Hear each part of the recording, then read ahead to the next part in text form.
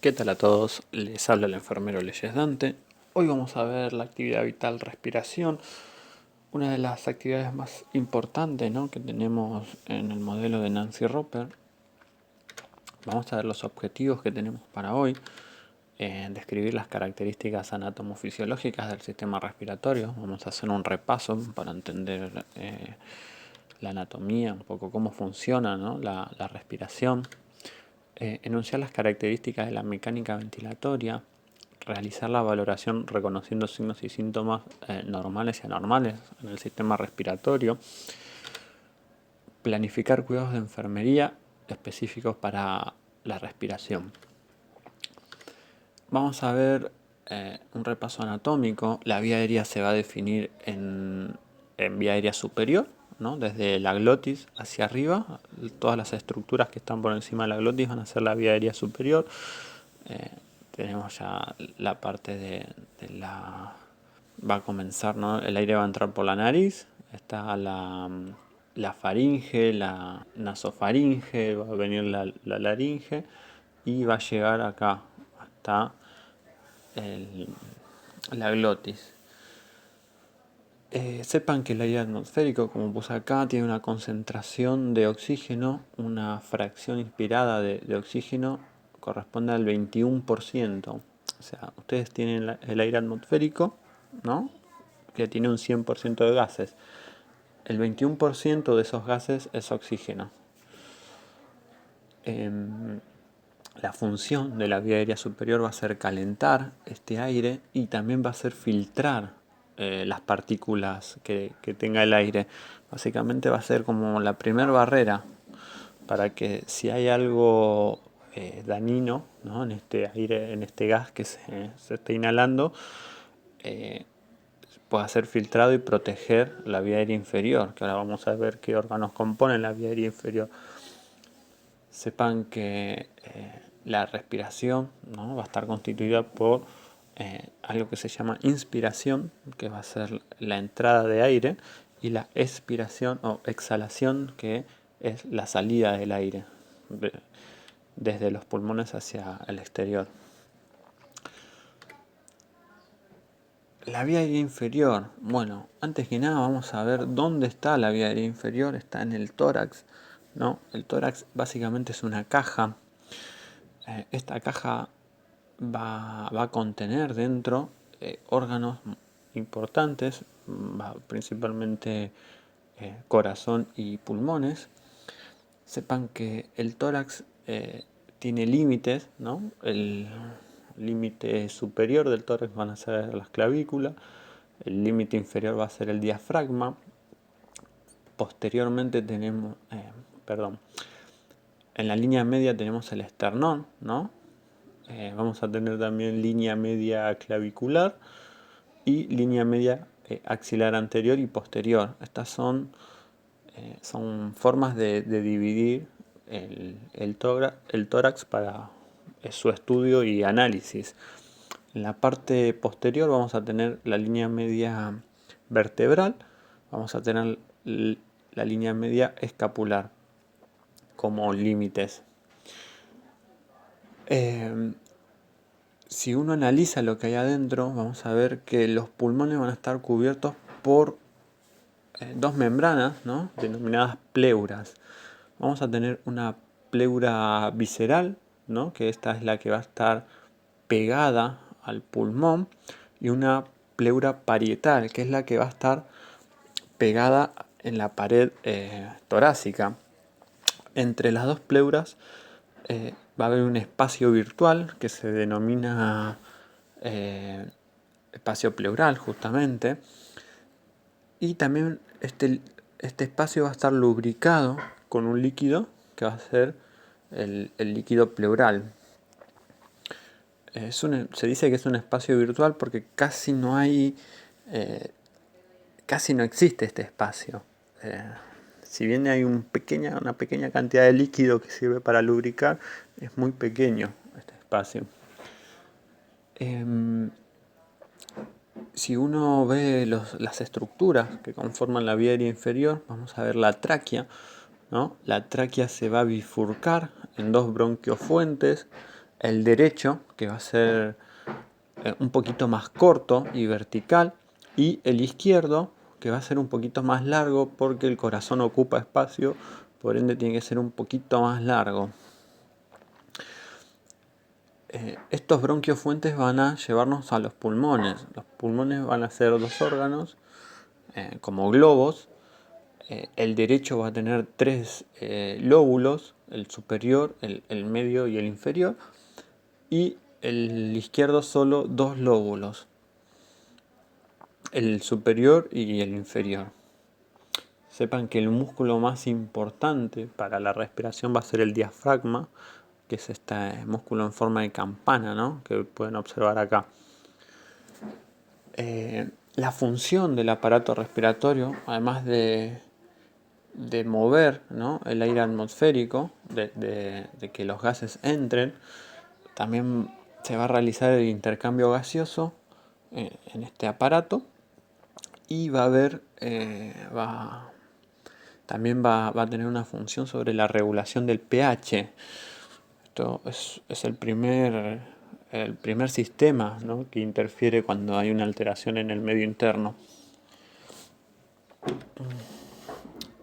Esto es, como yo le decía, cuando los bronquios fuentes se van a seguir dividiendo en bronquiolos respiratorios, y va a llegar hasta el extremo que van a ser los alvéolos. Los alvéolos van a ser la unidad funcional del pulmón. O sea, el aire que ustedes inhalan va a entrar por toda la vía aérea y va a llegar hasta el alvéolo. Y es acá, en el alvéolo, donde se va a producir el intercambio gaseoso. Esta es la forma en que respiramos, ¿no?, la mecánica respiratoria.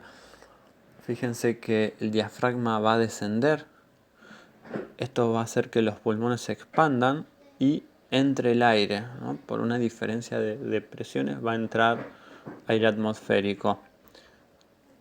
Este órgano va a estar inervado por el nervio frénico.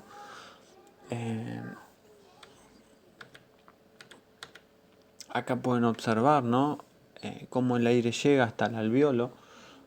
El alvéolo va a tener un capilar, y ahí es donde se va a realizar el intercambio gaseoso por diferencia de presiones, ¿no? Es un proceso que se llama difusión. Como el aire atmosférico tiene mayor concentración, mayor presión, el oxígeno va a tener mayor presión, va a difundir hacia adentro del capilar y va a ser captado por las células. Las células también transportan dióxido de carbono. Ese dióxido de carbono, como va a ser mayor la presión en esta sangre que está desoxigenada, va a salir y va a ser exhalado. Acá lo pueden ver. Sepan que el sistema respiratorio, ¿no?, la respiración no solo depende de los pulmones, sino que va a depender de otros dos sistemas. El hemático, ¿no?, específicamente los eritrocitos y el hematocrito, la hemoglobina también, y el sistema circulatorio, ¿no?, la bomba. Si el corazón no funciona, no podemos respirar. La función de bomba, ¿no?, y de todos los circuitos, ¿no?, las venas y las arterias van a complementarse con el sistema respiratorio. Si se produce un fallo en alguno de estos dos sistemas, va a alterar la respiración. Vamos a ver los volúmenes pulmonares. Vamos a tener un volumen corriente que corresponde al aire que se inhala y se exhala en una situación de reposo normal. Corresponde a 500 mililitros. Vamos a tener un volumen de reserva inspiratorio que va a corresponder al volumen de aire inspirado, ¿no?, forzosamente. Este equivale a 3100 mililitros. Vamos a tener un volumen de reserva expiratorio, ¿no?, que es la cantidad de aire que se puede expirar, ¿no?, forzadamente. Corresponde a 1200 mililitros. Y vamos a tener un volumen residual, que es el volumen que queda en los pulmones después de esta exhalación forzada. También corresponde a 1200 mililitros. Vamos a tener también una capacidad inspiratoria que va a ser la suma del BT, del volumen corriente, y del volumen de reserva inspiratorio, corresponde a 3.600 mililitros.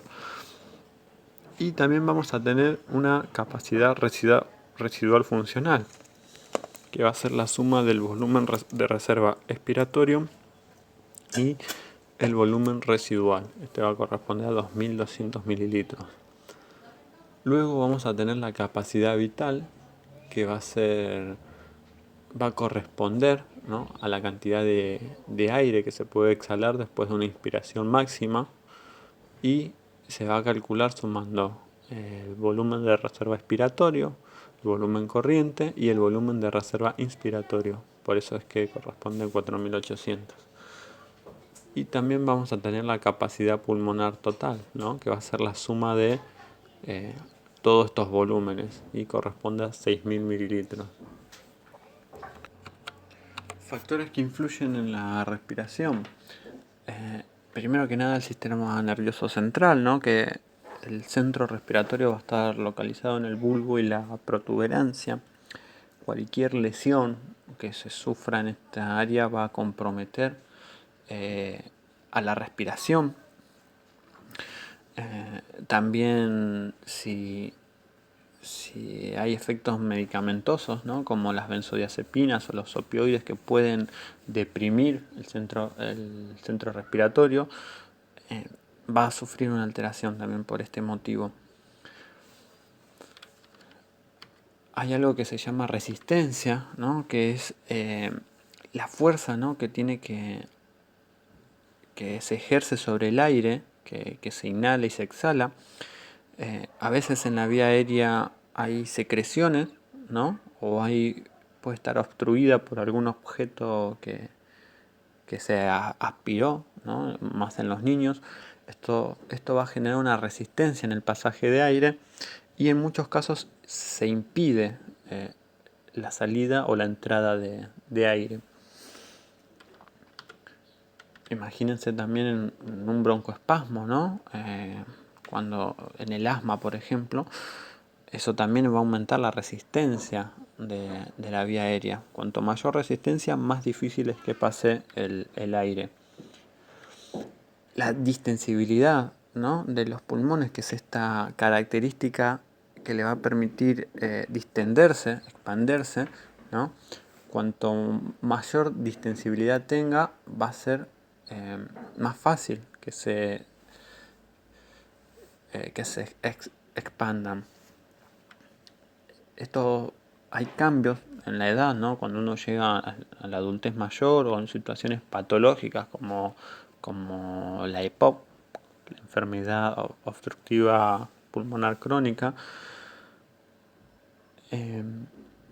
Esta distensibilidad va a estar disminuida y el pulmón se vuelve más rígido, ¿no?, lo que hace que se expanda menos y que haya menos volumen.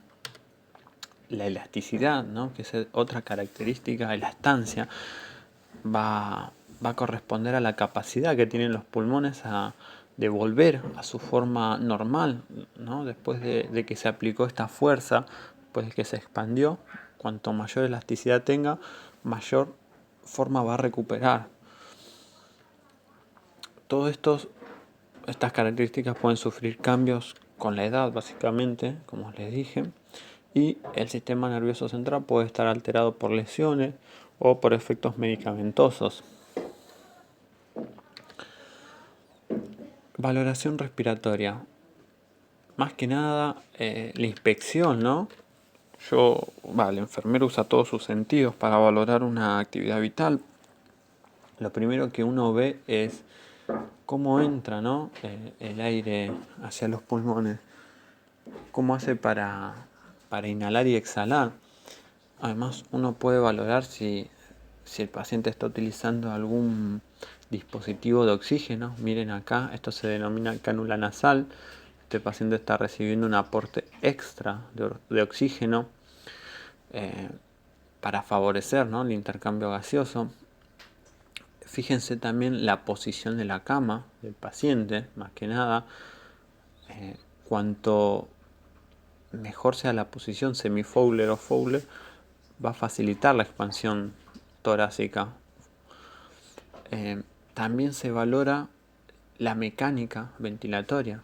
Está utilizando músculos ventilatorios, músculos accesorios, músculos principales, ¿no? A veces el paciente está obstruido o tiene alguna patología y no alcanza solo con el diafragma para facilitar la expansión, sino que empieza a utilizar músculos accesorios.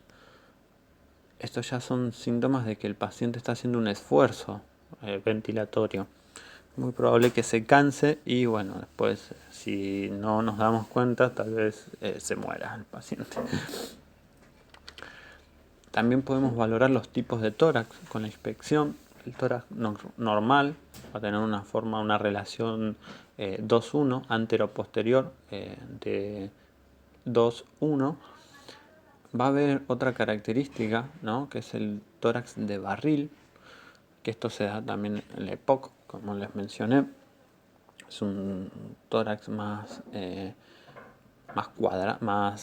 circular, como un barril justamente. Las costillas se vuelven más horizontales y esto es por el atrapamiento de aire que se produce.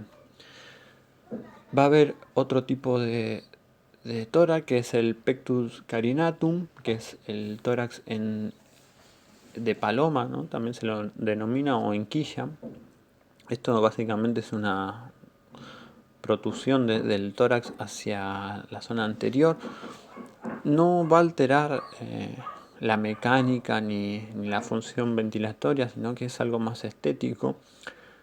Y tenemos por otro lado lo que es el pectus excavatum, que el esternón va a estar hundido hacia adentro del pecho, hacia adentro del tórax. Este tipo de tórax, dependiendo de la profundidad, ¿no?, que tenga este hundimiento, puede alterar la función cardiovascular o disminuir la capacidad ventilatoria. Esos volúmenes que le mencioné pueden estar disminuidos. Esto tiene una resolución quirúrgica. Piensen que estos tipos de tórax también alteran un poco la parte psicológica de la persona. Sepan que no son muy...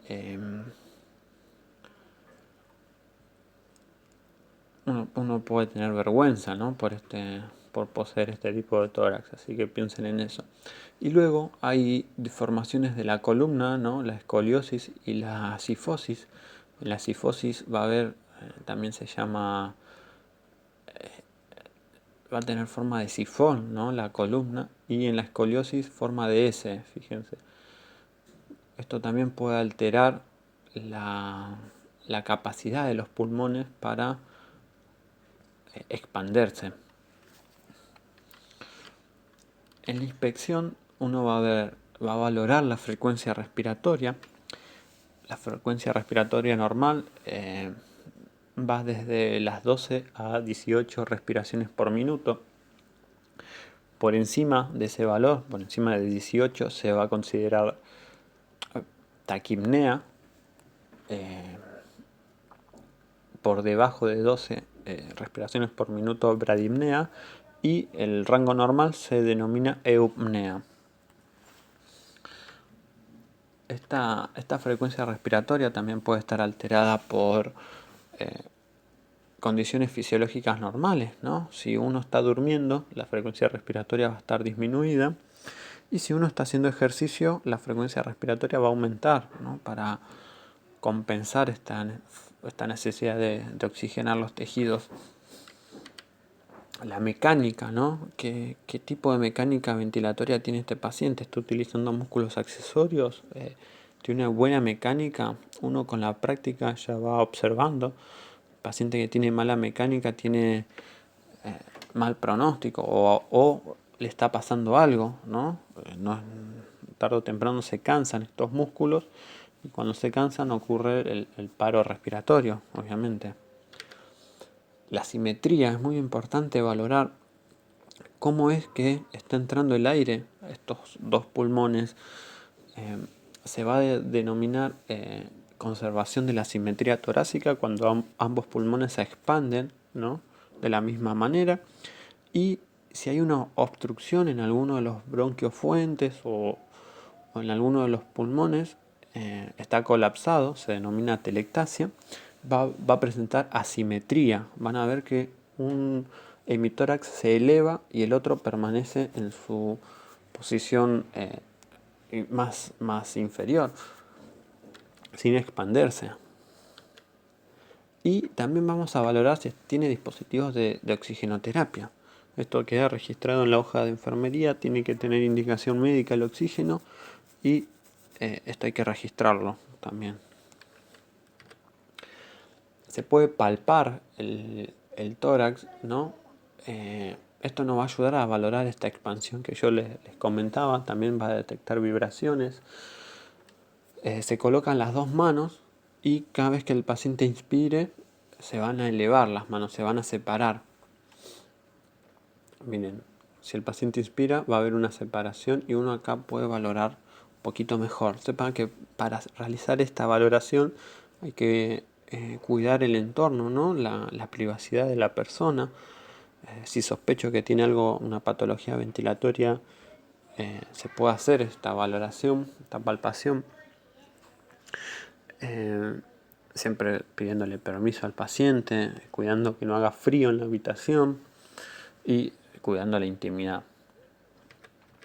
La percusión, si bien es una técnica que no es la más frecuente, se puede utilizar para identificar sonidos anormales en la cavidad torácica. Sepan que el tórax, al ser una caja que está llena de aire, ¿no?, va a tener un sonido resonante. Y si esta caja está ocupada por algún fluido diferente, ya sea líquido, sangre o lo que sea, va a tener un sonido mate y va a ser hiperresonante en patologías donde haya atrapamiento de aire.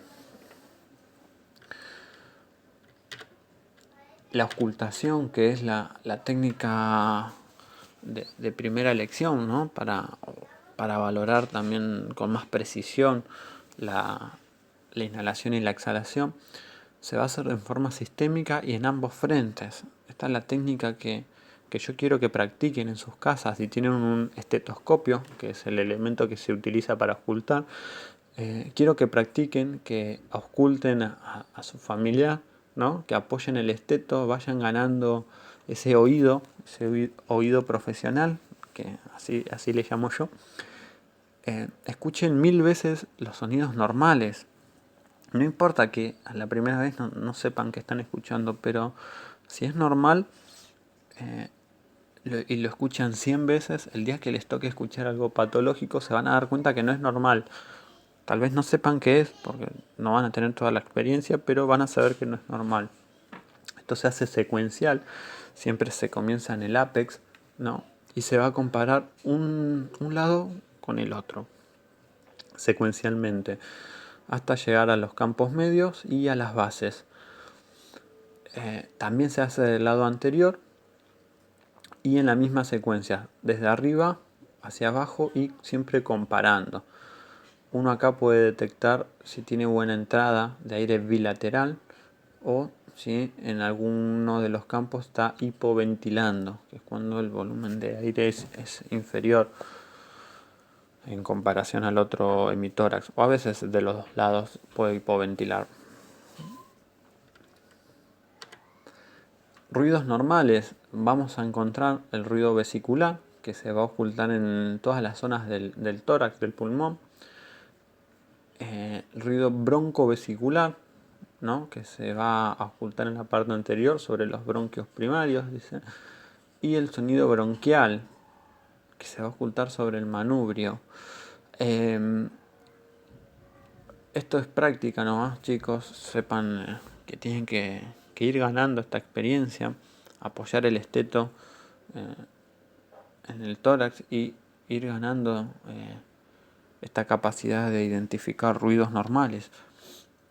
porque también va a haber ruidos patológicos o ruidos adventicios. Cada ruido adventicio tiene una etiología y un significado y va a sonar diferente.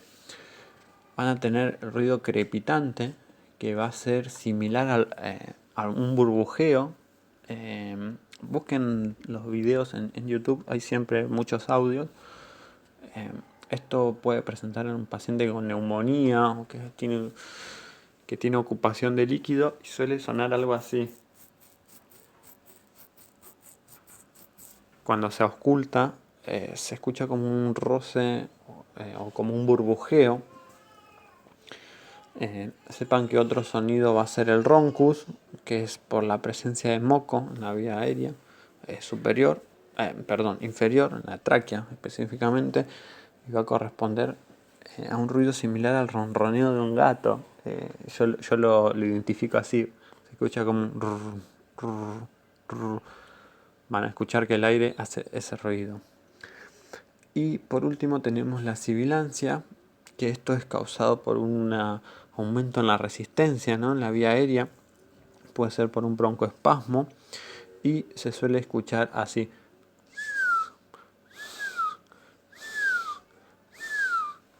El paciente, cuando ustedes lo auscultan, va a hacer ese ruido. Eso significa que está con un broncoespasmo. Son diversos estos ruidos, pero si uno practica puede llegar a identificarlos con facilidad. Yo estoy convencido de que el enfermero tiene que saber auscultar, obviamente. No hace falta que venga el médico o el kinesiólogo para decirme, sin faltarle al respeto a estas profesiones, no hace falta que vengan y me diga el paciente tiene sibilancias o el paciente tiene mocos. Yo con mi esteto puedo ir y auscultarlo, no lo uso solo para tomar la presión, también sirve para valorar, ¿no? Otros sistemas. Esto se gana con práctica, sinceramente. No tengan miedo, si ustedes tienen un paciente con diagnóstico de neumonía o asmático, yo les recomiendo que la valoración de los campos pulmonares sea un cuidado que lo tengan que aplicar. Este es un resumen básicamente de lo que tienen que valorar: la frecuencia, el volumen, el ritmo, facilidad o esfuerzo que está realizando para poder ventilar o respirar, qué ruidos respiratorios tiene, ¿no? Si son audibles, movimiento del tórax, ¿no? Y si tiene tos y esputo, ¿qué características tienen? Acá vemos que hay una palabra nueva que es la hemoptisis, que es la presencia de sangre en el esputo. Puede ser que el esputo sea purulento. Todos estos son signos de que algo pasa, ¿no? Si hay sangre en el esputo, puede ser que tenga tuberculosis, puede haber una lesión, un sangrado alveolar, por traumatismo, por lo que sea. Pero no es normal que en el esputo presente sangre. Les voy a dejar un diagnóstico de enfermería, que es la alteración de la actividad vital respiración, relacionada con presencia de secreciones en la vía aérea inferior, manifestada por roncus y taquipnea. El objetivo nuestro va a ser que el paciente pueda recuperar la permeabilidad de la vía aérea, y los cuidados básicos, bien básicos siempre con esta actividad, va a ser colocar al paciente en una posición semi-Fowler o Fowler. Esto ayuda a la expansión torácica. Valoración de los campos pulmonares, saco mi esteto, escucho qué está pasando en este tórax. Si tiene moco, podemos aspirar las secreciones si es necesario, si el paciente no puede movilizarlas, ya sea porque tiene un deterioro del sensorio o porque es incapaz de hacer esta protección, ¿no? O esta expulsión de las secreciones. Lo hacemos nosotros a través de una sonda de aspiración, es un poquito más invasivo. Lo van a ver en segundo año, no se preocupen, pero lo podemos hacer como enfermeros. Siempre que la causa sea secreciones. Si tiene un tumor ahí que está obstruyendo la vía aérea, y bueno, mucho no podemos hacer.